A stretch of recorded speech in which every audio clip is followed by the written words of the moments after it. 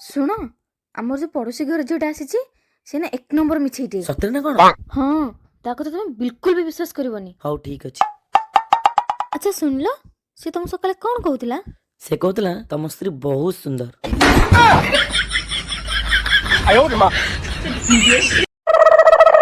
ତମେ ଆଜି ଡକ୍ଟର ପାଖକୁ ଯାଇଥିଲ, ଡକ୍ଟର ତମକୁ କଣ କହିଲା?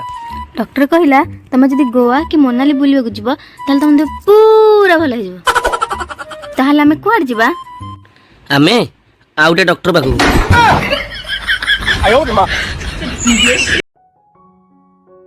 ଆରେ ମୁଁ ଗୋଟେ ଜିନିଷ ନୋଟିସ କଲି, ଘରେ ଆଉ ଜମା ମଶା ହଉନାହାନ୍ତି। ମଶା କେମିତି ହେବେ ଯେ? ବାହାଘର ପୂର୍ବରୁ ଘର ଅସନା କରି ରଖୁଥିଲା, ସେଥିପାଇଁ ମଶା ହଉଥିଲା। ଏବେ ମୁଁ ଆସିଗଲି ଘର ପରିଷ୍କାର କରି ରଖୁଛି, ଆଉ ମଶା ହଉନାହାନ୍ତି। ଆରେ ୟାର, ମଶା ମାନେ ଭାବିଲେ ପରମାନେଣ୍ଟ ରକ୍ତ ପିଇବା ବାଲା ତ ଆସିଗଲା, ଆମ ପାଇଁ ଆଉ କେତେ ରକ୍ତ ବଞ୍ଚିବ ଯେ ଆମେ ପିଇବୁ, ସେଥିପାଇଁ ପଳେଇଲେ।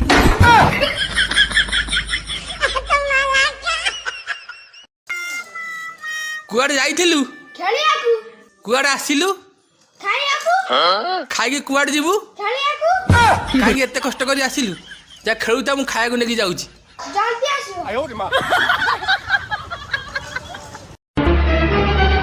ଯଦି ସବୁବେଳେ ଏମିତି ଚାଲିବ ନା ଗୋଟେ ଦିନ ମୁଁ ମରିଯିବି, ସତ କହୁଛି।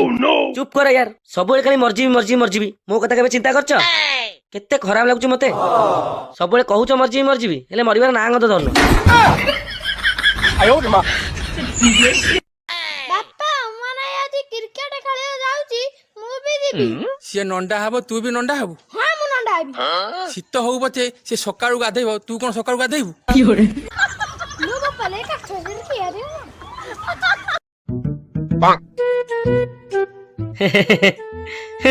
ଆରେ ହସୁଛ କାହିଁକି? ଆକ୍ଚୁଆଲି ପୁଅ ମାନେ ବେଶୀ ଚାଲାକ। କଣ କହିଲ? ଝିଅ ମାନେ ବେଶୀ ଚାଲାକ। ଆଚ୍ଛା, ମୁଁ ଗୋଟେ କୋଶ୍ଚିନ୍ ପଚାରୁଛି, ଆନ୍ସର ଦେଲ। ପଚାର। ଭୁବନେଶ୍ୱରରୁ ଯଦି ବାଇକରେ ଗୋଟେ ଲୋକ ବାହାରେ ଖୋର୍ଦ୍ଧା, ତାକୁ ପହଞ୍ଚିବାକୁ 90 ମିନିଟ୍ ଲାଗିଲା, ଫେରିଲା ବେଳକୁ କିନ୍ତୁ 1.5 ଘଣ୍ଟା ଲାଗିଲା, କେମିତି? ସିମ୍ପଲ କଥା, ଟ୍ରାଫିକ ଜାମ୍ ଥିବ, ସେଥିପାଇଁ 1.5 ଘଣ୍ଟା ଲାଗିଲା।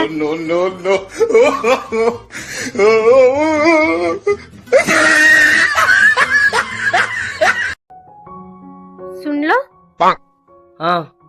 ମୁଁ ଭାବୁଛି ଆଜିଠୁ ମୁଁ ଆଉ ମେକଅପ୍ ହେବିନି। କଣ ପାଇଁ? ତମର ବହୁତ ପଇସା ଖର୍ଚ୍ଚ ହେଇଯାଉଛି ଏଥିରେ। ତମ ମେକଅପ୍ ପଇସା ମୁଁ ବରଦାସ୍ତ କରିଦେବି, ହେଲେ ତମ ବିନା ମେକଅପ ରେ ତମ ମୁହଁକୁ ମୁଁ ବରଦାସ୍ତ କରିପାରିବି ତ?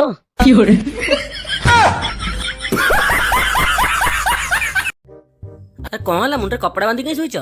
ମୁଣ୍ଡ ଆଜି ଟିକେ ବହୁତ ଜୋର ବିନ୍ଧୁଛି। ରୁହ, ଏବେ ଭଲ ହେଇଯିବ। ଇଏ ତମେ କି ଥେରାପି କରୁଛ? ଟିକେ ଟିକେ ଭଲ ଲାଗିଲାଣି। ଏଇଟା ସେଇ ଥେରାପି ଯୋଉଥିରେ ସ୍ତ୍ରୀର ସବୁ ରୋଗ ଭଲ ହେଇଯିବ। ଓହୋ, ମୁଣ୍ଡ ପୁରା ଭଲ ହେଇଗଲା।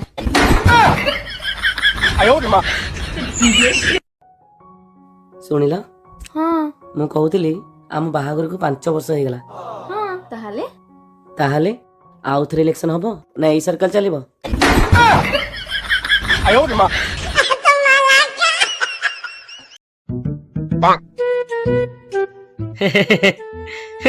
ଆରେ ହସୁଛ କାହିଁକି? ଆକ୍ଚୁଆଲି ପୁଅ ମାନେ ବେଶୀ ଚାଲାକ। କଣ କହିଲ? ଝିଅ ମାନେ ବେଶୀ ଚାଲାକ। ଆଚ୍ଛା, ମୁଁ ଗୋଟେ କୋଶ୍ଚିନ୍ ପଚାରୁଛି, ଆନ୍ସର ଦେଲ। ପଚାର। ଭୁବନେଶ୍ୱରରୁ ଯଦି ବାଇକରେ ଗୋଟେ ଲୋକ ବାହାରେ ଖୋର୍ଦ୍ଧା, ତାକୁ ପହଞ୍ଚିବାକୁ 90 ମିନିଟ୍ ଲାଗିଲା, ଫେରିଲା ବେଳକୁ କିନ୍ତୁ 1.5 ଘଣ୍ଟା ଲାଗିଲା, କେମିତି? ସିମ୍ପଲ କଥା, ଟ୍ରାଫିକ ଜାମ୍ ଥିବ, ସେଥିପାଇଁ 1.5 ଘଣ୍ଟା ଲାଗିଲା।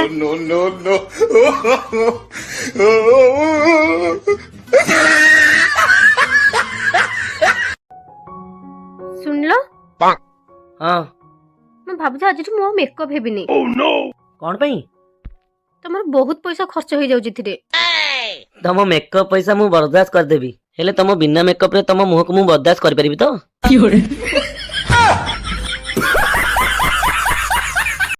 ବାପା ମାନେ ଆଜି କ୍ରିକେଟ ଖେଳିବାକୁ ଯାଉଛି, ମୁଁ ବି ଯିବି। ସିଏ ନଣ୍ଡା ହବ, ତୁ ବି ନଣ୍ଡା ହବୁ। ହଁ ମୁଁ ନଣ୍ଡା ହେବି। ଶୀତ ହଉ ପଛେ ସେ ସକାଳୁ ଗାଧେଇବ, ତୁ କଣ ସକାଳୁ ଗାଧେଇବୁ? ମୁଁ ବାପା ଲେ କାଠ ଧରି କିଆରେ। ଯଦି ସବୁବେଳେ ଏମିତି ଚାଲିବ ନା ଗୋଟେ ଦିନ ମୁଁ ମରିଯିବି, ସତ କହୁଛି। ଚୁପ୍ କର ୟାର, ସବୁବେଳେ ଖାଲି ମରିଯିବି ମରିଯିବି ମରିଯିବି। ମୋ କଥା କେବେ ଚିନ୍ତା କରିଛ? କେତେ ଖରାପ ଲାଗୁଛି ମତେ। ସବୁବେଳେ କହୁଛ ମରିଯିବି ମରିଯିବି, ହେଲେ ମରିବାର ନାଁ ଗନ୍ଧ ଧରୁନ।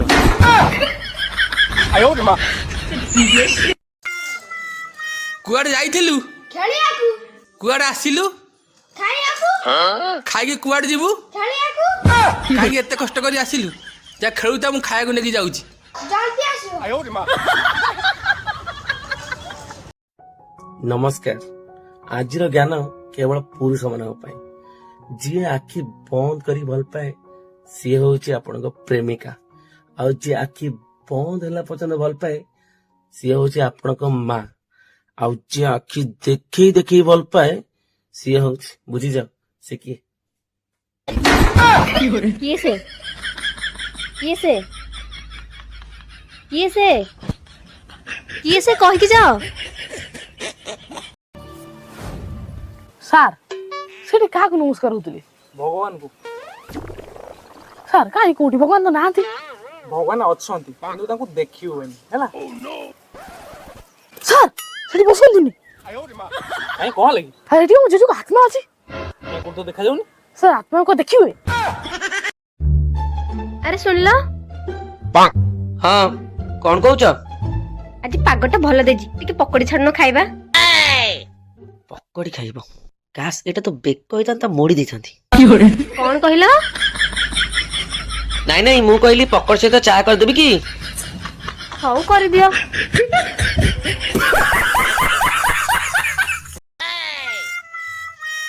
କୁଆଡେ ବାହାରିଲୁ? ଖେଳିବାକୁ ଖେଳିବାକୁ ନ ଗଲେ କଣ ହୁଅନ୍ତା ନାଇଁ?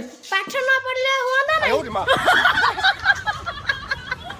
ବାବା ମୋ ସାଙ୍ଗ ଯେତେବେଳେ ଭୂତ ଲାଗିଛି ସେ ଖାଲି ତେଲୁଗୁରେ ଗପୁଛି। ତମେ ଗୋଟେ କାମ କର, ତମ ସାଙ୍ଗକୁ ଧରିକି ଆସ। ନିମଟା ରାତି ଭୂଷା ବାବା ଦେଖିଲେ? ତମ ସାଙ୍ଗକୁ ଗୋଟେ ଭୟଙ୍କର ତେଲୁଗୁ ଭୂତ ଲାଗିଛି। ବାବା ଯେତେ ଟଙ୍କା ଖର୍ଚ୍ଚ ହଉଛି ପଛେ ମୁଁ କରିବି, ମୋ ସାଙ୍ଗକୁ ଭଲ କରିଦିଅନ୍ତୁ।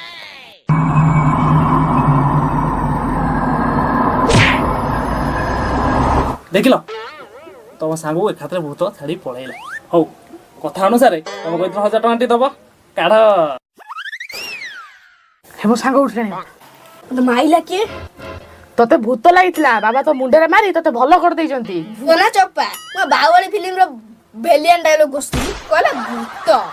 ଏ ଆପଣ ମାନଙ୍କୁ କହିଦଉଛି, ଏଭଳି ଭଣ୍ଡ ବାବାଙ୍କ ଠାରୁ ଟିକେ ଦୂରରେ ରୁହ, ନହେଲେ ଭୂତ ଲାଗିଛି ପ୍ରେତ ଲାଗି କହି ସବୁ ଲୁଟି ନେବେ। ମାରବେ।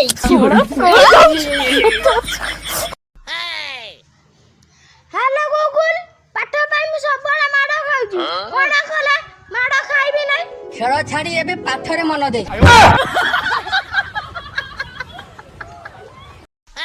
ବାପୁନୁ, ତୋ ଭିଡିଓ ପୁରା ଉଡୁଛି ରେ। କାଇଁ ମିଛ କଥା କହୁଛ? ସେ ଗଛକୁ ଦେଖିଲା, ଗଛ ପତ୍ର ହାଲୁଛି। ନାଇଁ ତ। ତାହେଲେ ଭିଡିଓ ଉଡ଼ିଲା କେମିତି? ସକାଳ 10ଟା ବାଜିଲାଣି, ମୁଁ ଏପର୍ଯ୍ୟନ୍ତ ଦାନ୍ତ ଘଷି ନାହିଁ। ଆମ ଘର ଲୋକ ଏତେ ଅଳସୁଆ, ଟିକେ ଡାକୁ ନାହାନ୍ତି କି ଦାନ୍ତ ଘଷାଇ ଦଉନାହାନ୍ତି।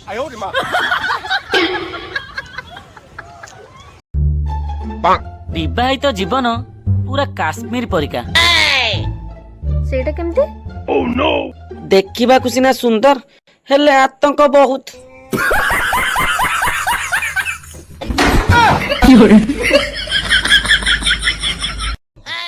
ଅର୍ଥ ହଉଛି ଅନାଥର ମୂଳ କାରଣ।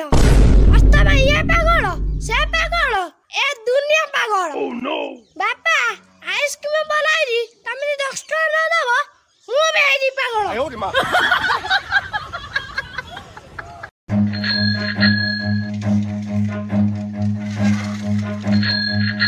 ସାଇକେଲ ସବୁ ଏମିତି ଚଲାନ୍ତି, ଯଦି କାହାରେ ଧକ୍କା ହେଇଯିବ ସେଟା ଗୁଡାଏ ଛେଚିବେ। ପୁଷ୍ପରାଜ ସବୁଦିନ ଏମିତି ସାଇକେଲ ଚଲାଇବା।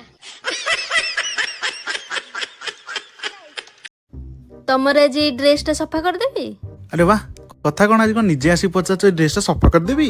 ନାଇଁ କିଛି ନାଇଁ, ଏମିତି। ଜାଣିଛ ଗୋଟେ କଥା? କଣ? ମୋ ସାଙ୍ଗ ରାନୀ ନୁହଁ ନା, ତା ହଜବେଣ୍ଡ ତାକୁ ଗୋଟେ ନୂଆ ଆଇଫୋନ କିଣି ଦେଇଛନ୍ତି। ଆଚ୍ଛା, ନୂଆ ନୂଆ କଣ ପୁରୁଣା କିଣି ଦେଇଥାନ୍ତେ? ନାଇଁ ଯେ, ତାର ଗୋଟେ ଥିଲା, ହେଲେ ବି ଆଉ ଗୋଟେ କିଣି ଦେଇଛନ୍ତି। ତା ହଜବେଣ୍ଡ କେତେ ଭଲ ନା। ଜାଣିଛ ଗୋଟେ କଥା? କଣ? ମୋ ସାଙ୍ଗ କାଳିଆ, ହଁ, ସେ ରିସେଣ୍ଟଲି ଗୋଟେ ନୂଆ ବାହା ହେଇଛି। ରିସେଣ୍ଟଲି ନୂଆ ବାହା ହେଇଛି? କଣ ସିଏ କଣ ଆଗରୁ ବାହା ହେଇଥିଲା? ହଁ, ଆଗରୁ ବାହା ହେଇଥିଲା। ତା ସ୍ତ୍ରୀଟା କେତେ ଭଲ ନା, ତାକୁ ଆଉ ଗୋଟେ ବାହା ପାଇଁ ପରମିଶନ ଦେଲା। ମୋର ସେ ଭାଗ୍ୟ କାହିଁ।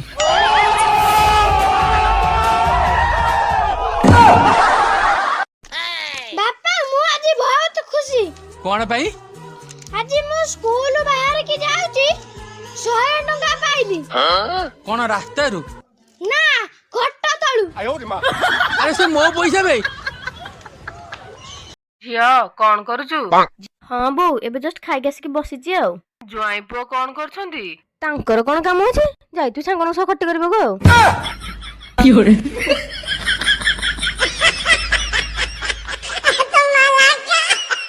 ବାପା 20 ଟଙ୍କା ଦେଲ। ନାଇଁ ମୋ ପାଖରେ। ତମେ ଦବ କି ନାଇଁ କହିଲ? ଦାଦା କହୁଛି ମୋ ପାଖରେ ନାଇଁ, କୋଉଠି ଚୋରି କରି ଆଣିଦେବି। ହଉ ମୁଁ ଯାଉଛି, ଯିଏ ମତେ 20 ଟଙ୍କା ଦବ ମୁଁ ତାକୁ ବାପା ଡାକିବି ଆଉ। ଏଇ ନେ ଇଏ ବାପା ଡାକିଲୁ, ବାପା ଆଉ ଥରେ ବାପା ଡାକିଲୁ। ଆଉ 20 ଟଙ୍କା ଦେ, ବାପା ଡାକିବି। ବାପା ତମେ ଆଣିଛ କଣ? ଏ ଯୋଉ କହିଥିଲି ବସ ଟ୍ରକ ଟ୍ରାକ୍ଟର।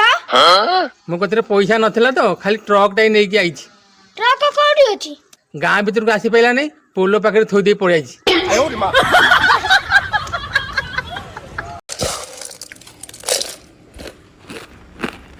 ହଁ ହଁ, ରୁହ ପଚାରିକି କହୁଛି। ଶୁଣିଲ, ମତେ 10,000 ଟଙ୍କା ଦେଲ, ଭାଇଙ୍କର ଦରକାର ଅଛି। ଗୋଟେ କାମ କର, ଏ ଟର୍ଚ୍ଚଟା ନିଅ ହେଲା। ସେଇଠି ବାରିରେ ଲଗେଇଛି ଗୋଟେ ପଇସା ଗଛ, ତୋଳିକି ଆଣିକି ଦେଇଦବ ହେଲା। ହଉ ମୁଁ ଆସିଛି। ହଉ ହଉ।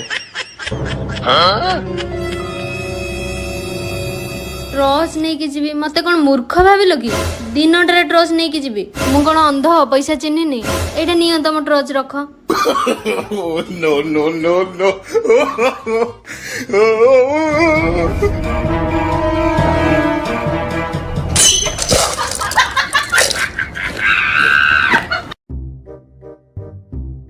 ଇଏ ଆରେ କଣ ହେଲା ଏତେ ଖୁସି?